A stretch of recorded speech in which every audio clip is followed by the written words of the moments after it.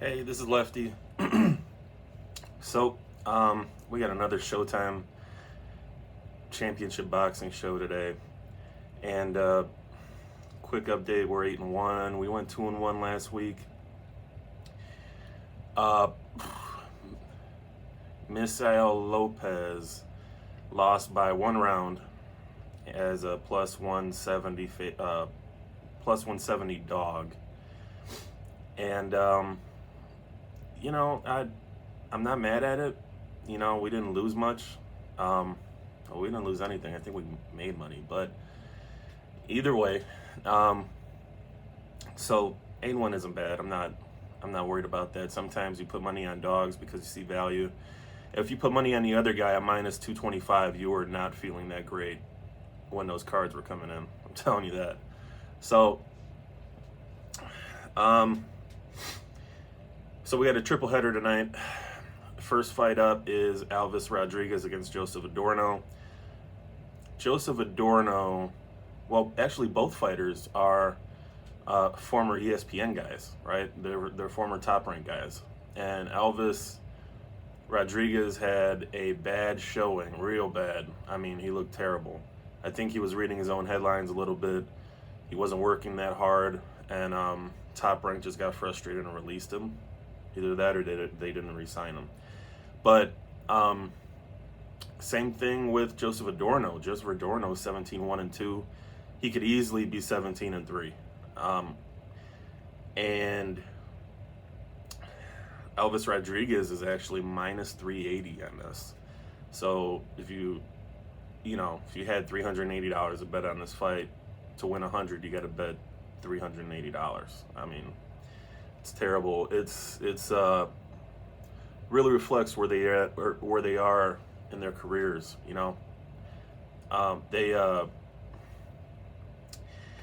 But let's get into it. Alvis Rodriguez is 5'9". He's got a 71-inch reach. Joseph Adorno is 5'6". His reach isn't listed, but I guarantee you it's in the 60s. And Alvis Rodriguez actually, well, he's another guy that's been inactive for 11 months. Like, every week I come on here and it's like mostly every fighter is inactive for almost a year. So I don't know what's going on, but these guys gotta get it together. Anyway, so the only guy that Alvis Rodriguez has lost to is a guy named Kenneth Sims, and he's 5'10". So Alvis Rodriguez, if he's going to lose to a taller fighter that's rangy, that has speed. And in his last fight, he was actually trained by Freddie Roach. So if he's still with Freddie Roach, that's a good sign. Because Alvis Rodriguez was looking clean in there, pivoting, active front side. I mean, the guy was he looked really, really good. When he gets in trouble, he's on his back foot. He had a clean jab. He had the Freddie Roach high guard, right? The high guard meaning here. The way that he slings the right hooks from the southpaw stance, I wouldn't be surprised if he's a converted righty fighting as a lefty, which means his right hand, his strong hand, is in the front. So look for the jab to control him, right? To control Adorno, and then just look for a 3-2 combination, right? Right hook, left hand, and I wouldn't be surprised to see an uppercut start the night, bad for Adorno. Just look for that uppercut, man. Adorno, his issue is I think he ate himself out of being competitive at the elite level. He started his career at 131, where his 5'6" frame would be pretty good. He's not gigantic for 130, but now he's technically in his third division and I don't even think he's won 2 titles. I don't even know if he's won 1. So here he is at 140 fighting these monsters, and this guy he's fighting has 220 amateur fights. 220 amateur fights. He's probably cutting 25 pounds to get to 140. And Adorno is not cutting more than 150. I mean, he's not cutting. He's not walking around more than 155, and that's pushing it. So I really think that he ate himself out of an opportunity to have a good career, because he is not big enough to fight these big 140s. He hasn't scored a KO versus a 500 fighter since 2019. He's gonna have, in order to win this fight, he's gonna have to not get pushed back. He's gonna have to push Elvis Rodriguez back, because that's what Sims did to him, right? Elvis Rodriguez couldn't fight off the back foot. That was like 2-3 years ago. Now, I don't know if that's changed under Freddie Roach. Nobody's been really able to push him back. Bigger guys haven't been able to push Elvis Rodriguez back. Bigger guys than Joseph Adorno, that is. And Adorno hasn't shown that he can push people back consistently, not in this weight class. And he's not active enough to do it. And that's the issue. He wants to pick his shots, he wants to box. And in this fight, he doesn't have the reach and the length to outbox Elvis Rodriguez. So, which means he's got to do something he's not used to and push people back and throw more punches than what he's used to, which means either to do it, he's going to have to sell out, but if he sells out, he's putting himself in danger, or he's going to get tired. So, I got Elvis Rodriguez here. I wouldn't be surprised by a late stoppage. Next fight is Jamal James against Alberto Palmetta. Not gonna lie, I don't know much about Palmetta. I've seen a couple of his fights. Palmetta is a plus 220 dog. He's 18-1, but he's another guy that's 5'7" with a 69-inch reach, going against a guy that's 6'2" with a 76-inch reach. He's only been 10 rounds once. He's a World Series of Boxing vet, which is a good thing for him. The World Series of Boxing is those are fights that don't go on your record, on your pro record, but you don't use headgear. It's basically pro fights without it being on your record. So if I were training Palmetta, right, Jamal James has had 3 fights in 3.5 years. He's literally had a 13-month layoff, a 14-month layoff, and another 14-month layoff consecutively in the last 3 fights. So if I were Palmetta, I'd jump him early and take the risk, because he's going to need a couple rounds to knock the rust off in all probability. If I were training Palmetta, that's what I would tell him, because if you let this guy get comfortable and he's 6'2", 76-inch reach, and you're 5'7", 69 inches, like, you're going to get sniped all night. So, also, Jamal James did not use a good pivot.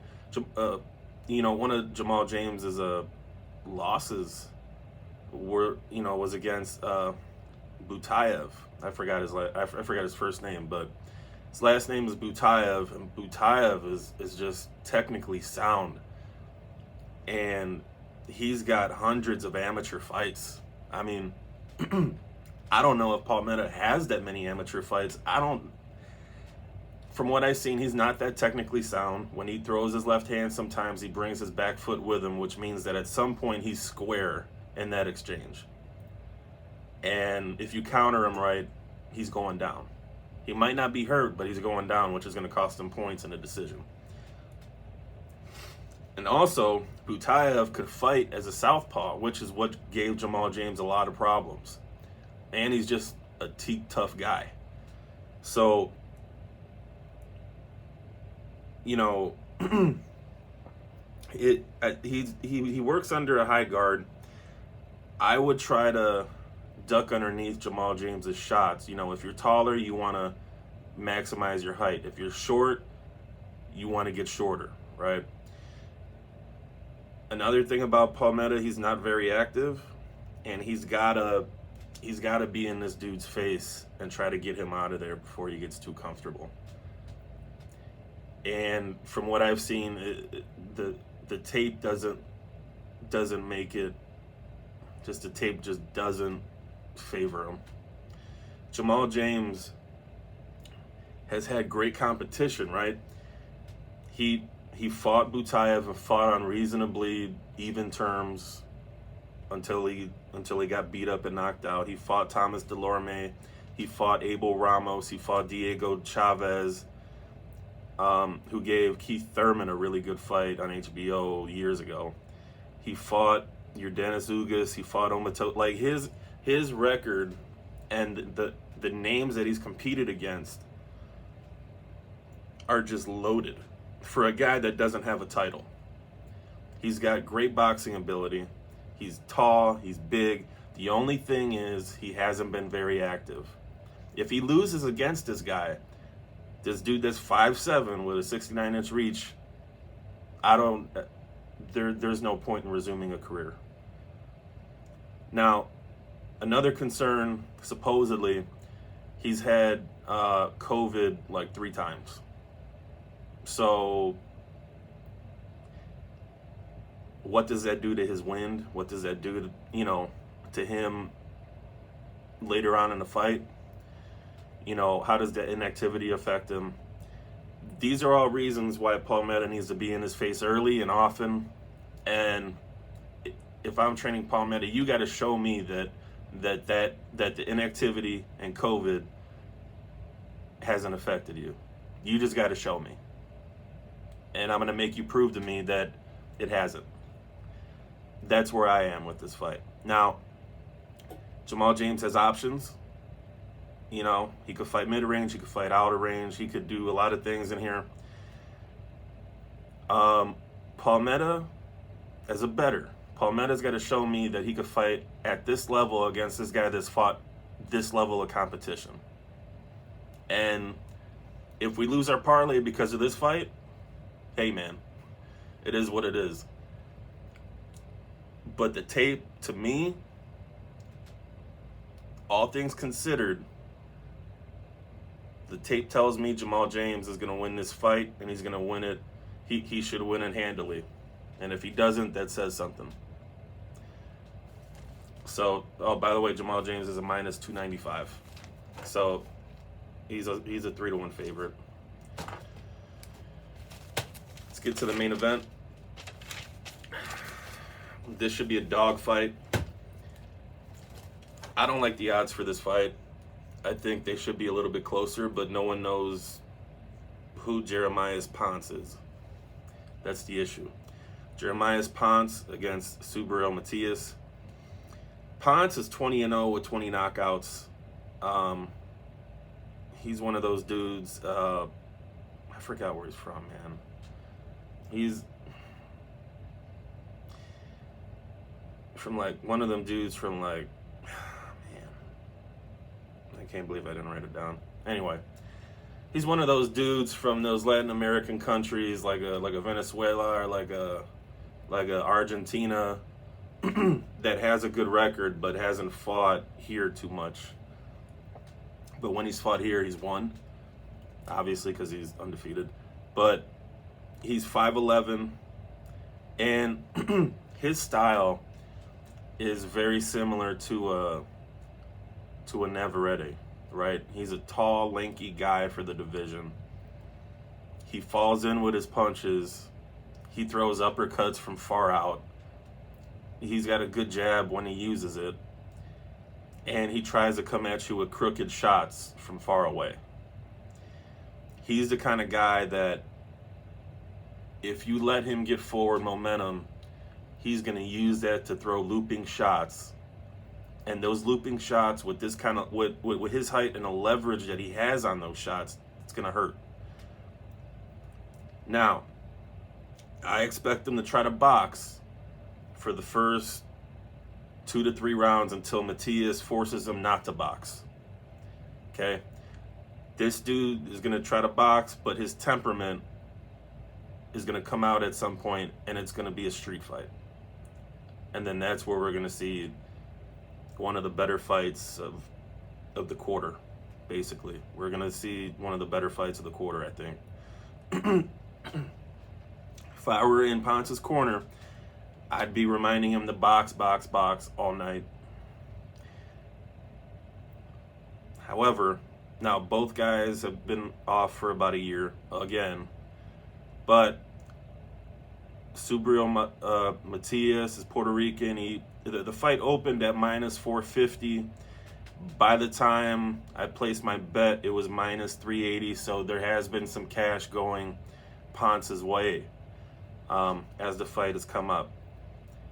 Matias is 18-1. He's 5'8", 71.5 inch reach. And actually, they have the same reach, but Ponce has the 3-inch height advantage. So Ponce isn't going to be safe at ranges that he's used to being safe because they have the same reach. He's fought against tall guys before, and I forgot the name of the guy that he fought, but he was 6 foot or 6'1". He was a boxer. Matias just didn't respect his power. He didn't have good hand placement in the fight, but later on, a couple fights later, he was working behind a jab and a high guard. And he looked a lot cleaner. So I expect him to do that in this fight. And he's got experience against a better boxer. That 6 foot fighter was taller than Ponce, had more speed than Ponce. He was a better boxer than Ponce. And Matias just beat him up. So I expect Matias to work behind a high guard, a high tight guard, behind the jab. Once Ponce rushes in, because he likes to fall in with his shots, those are Matias's opportunity to go to the body and to dip off center, right? Ponce is going to try to throw a combination and maybe end it with an uppercut.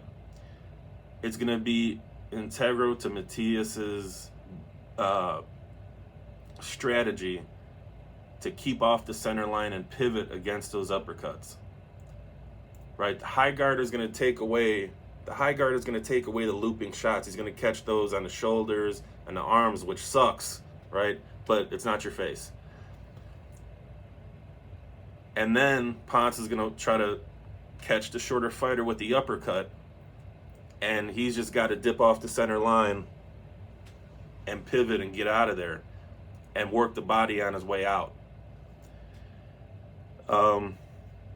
If I were in Matias's corner, I would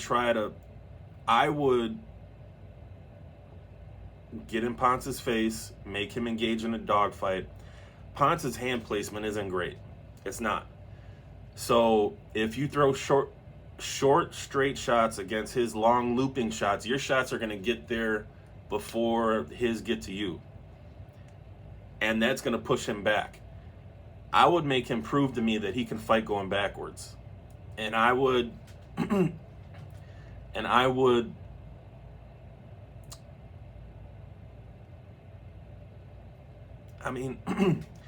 make him prove to me that he can fight going backwards, and I would guess, actually I would bet, I'm literally betting, I would bet that he can't, or that he doesn't do as well going backwards as he does going forward, because every fight that he's had, he's won, and most of them have been by knockout. So no one has provided the resistance that Matias is going to be able to provide. Now, can Matias get hurt early? Yeah, it's boxing. But 8-9 times out of 10, Matias is going to take him into deep water, provide resistance that Ponce hasn't seen, and Matias is just, as long as he keeps his high guard and works behind the jab, works the body occasionally, he's going to beat this dude down. And it's either going to be by decision or TKO around round 10. But it's going to be fun for as long as it lasts. I just expect Ponce's ability to fight back to be shorter and shorter as the fight goes on, because he's another guy that likes to fight in spurts too, and I just expect those spurts to come further and further, fewer between. So, but I expect a good fight. This Ponce dude, he makes for a fun fight. He really does. Matias, with the way that he's going to have to fight this fight, I believe, is going to make it be a good fight, because there's going to be exchanges, and Matias just looks to dog you. And I think he's just more of a dog than Ponce is, you know. It looks like Matias has actually been watching some Joshua Clottey tape, because that's who he's been fighting like lately. And he's active. Clottey wouldn't be active. He'd throw 35, 45 punches a round. Matias could get off 70 on you and not even breathe hard. So that's what I expect in this fight. We're setting up a parlay with Elvis Rodriguez and Joseph Adorno. Elvis Rodriguez, Jamal James, and Matias. I believe I got it. I believe I got that parlay at plus 120, and I'm putting between 5 to 7 units on it, and then I'm doing another parlay that I'm just sprinkling a unit on just to see what happens, and it's all the favorites to win by knockout, but we'll see. That's not an official prediction. The official prediction is, the parlay straight up Matias, Elvis Rodriguez, and Jamal James. So, once again, we're 8-1 in boxing. We're not going to do UFC today.